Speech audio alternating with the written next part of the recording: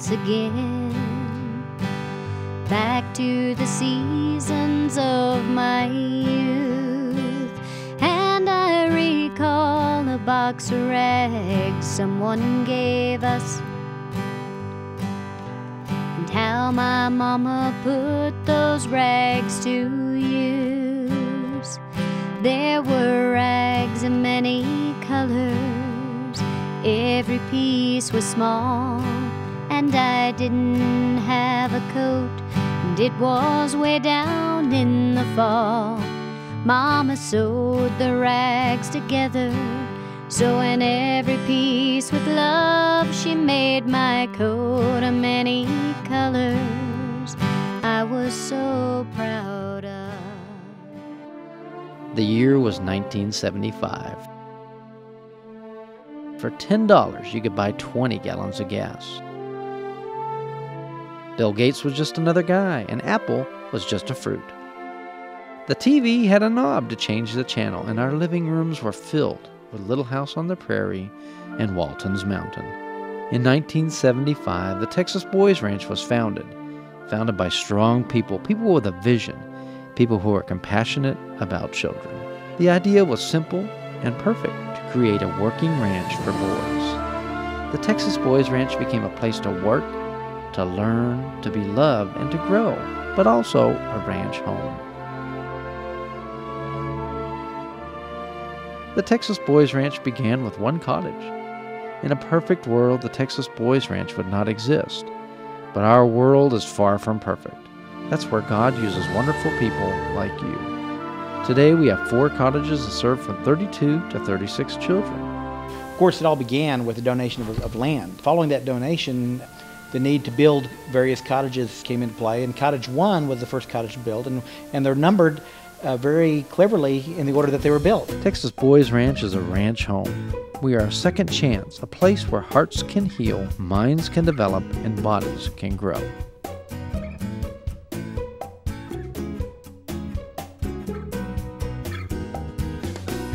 The Texas Boys Ranch Board of Directors determined our next opportunity to improve the children at Texas Boys Ranch would be a capital campaign.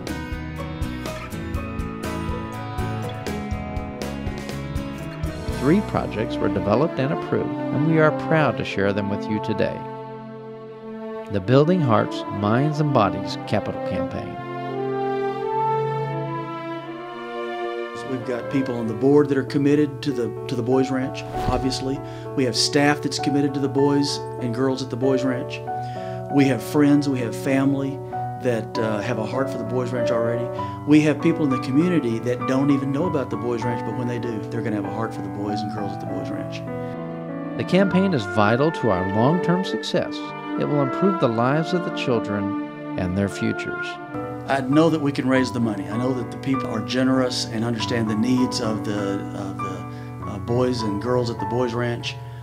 Helping a child overcome the hardship of being 2 years behind is no easy task. Our kids come to us usually about 2 years behind because of so many moves, because of the constant chaos in their life. And we have one little boy last week that had been in 14 different schools, and he's in 2nd grade.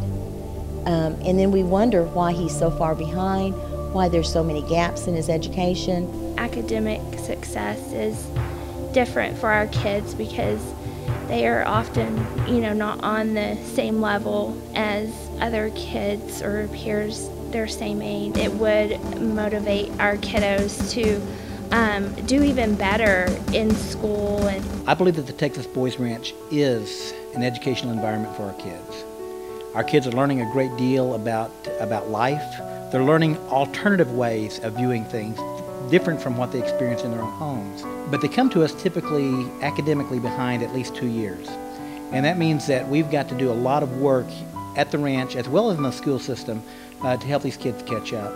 And a great educational facility that has some of the state-of-the-art equipment that we can use for tutoring and for specialized lessons, I think will greatly benefit our kiddos as they begin to catch up. Well, we found at homework time it gets pretty loud and chaotic sometimes, so we try to separate them when they've all got homework at the same time, put some in the back of the cottage and some at the dining room tables so that they can try to concentrate a little bit.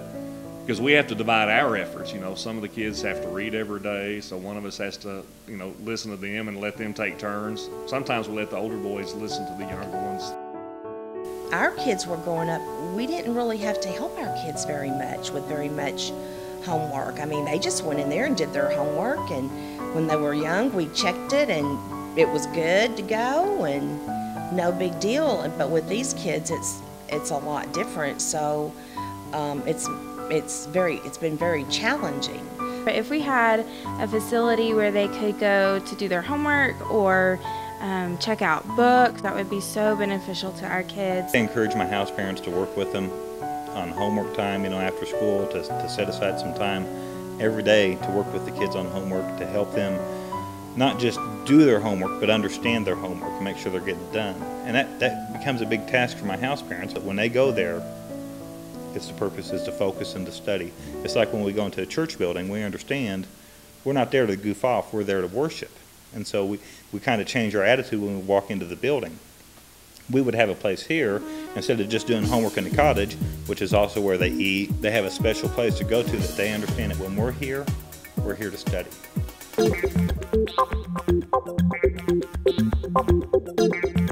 The minute they get home from school, they want to go outside. If outside's not available, like in West Texas, today we're having a windstorm.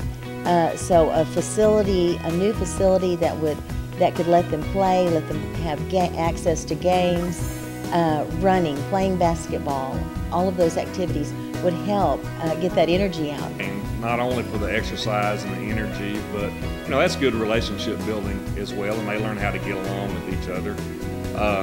But when the wind's blowing 40, 50 miles an hour and the dust gets in your eyes, it's kind of hard to play outside, although we try sometimes, because it's important that they get that energy. So, you know, a facility indoors where they could you know, expend some of that energy would be fantastic. That's what a child's job is to play. And if they don't have a place to play, they can't get their energy out. They can't do what they're intended to do at that age.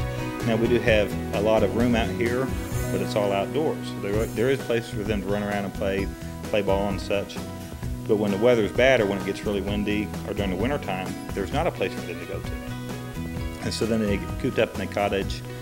Then they get kind of antsy because they want to run around, they need to expend the energy. And if they can't expend it outside or in some activity, they're going to take it out on the house parents, and they're going to give my house parents a hard time.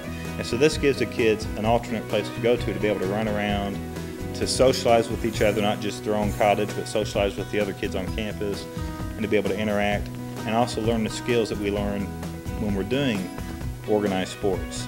You know, to take turns, to share, follow rules.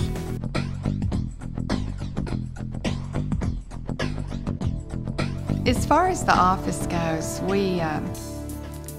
we're pretty cramped in there. We do the best we can. We've got a lot of good people helping us out in there. You know, we ended up putting our ed rec, the gentleman in that position, in the hall, and just, you know, between two offices. And then we finally had to put somebody else, another case manager, a third case manager that helps out part-time. She's in the hall too. And as we grow and as we, you know, try to meet the boys' needs, and we're out of space.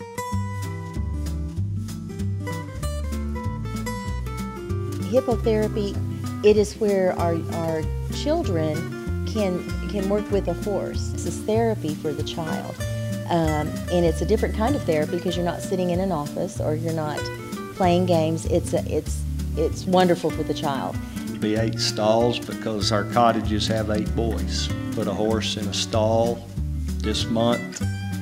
Stall 1 with Rocket is your horse in your stall, and you're responsible for keeping that stall clean. And you feed and take care of him.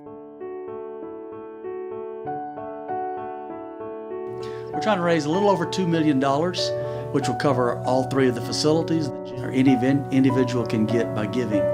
is the understanding and knowledge that you've done something worthwhile, something that lasts beyond yourself, something that will make a difference not only for today but in the future and in eternity in the hearts and lives of the kids at the Boys Ranch. Secondly, a business can get recognition of their gift as a deduction on their tax return to save some of those dollars. But again, the most important thing is the sense of contribution to a cause that's beyond yourself and greater than yourself.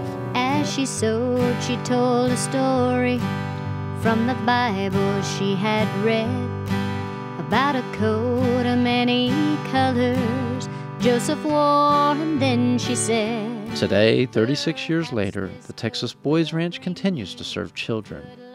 Over the years, when more space was needed, when more children are coming to Texas Boys Ranch, we ask good people to help provide for the children. My coat of many colors that my mama made for me, made only from rags, but I wore it so proudly. So with patches on my breeches, holes in both my shoes, in my coat of many colors, I hurried off to school, just to find the others laughing, making fun of me in my coat of many colors my mama made for me. The time is now. The time is now because the need is now. And I know that there are boys that can not only be blessed today, and girls too, but there are young people today that can grow up to make a difference in the world that God wants them to, and we want to help them to do that. Now I know we had no money, but I was rich as I could be, in my coat of many colors my mama made for me.